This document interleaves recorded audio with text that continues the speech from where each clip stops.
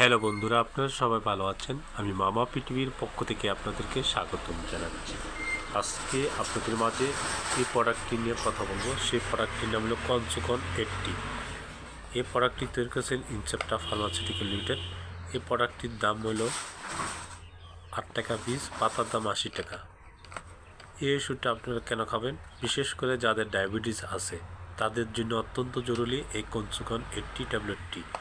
এই ট্যাবলেটটি খেলে আপনার ডায়াবেটিস নিয়ন্ত্রণে এসে পড়বে। এই ট্যাবলেটটি খাওয়ার নিয়ম হলো সকালে একটা, খাওয়ার আধা ঘন্টা আগে।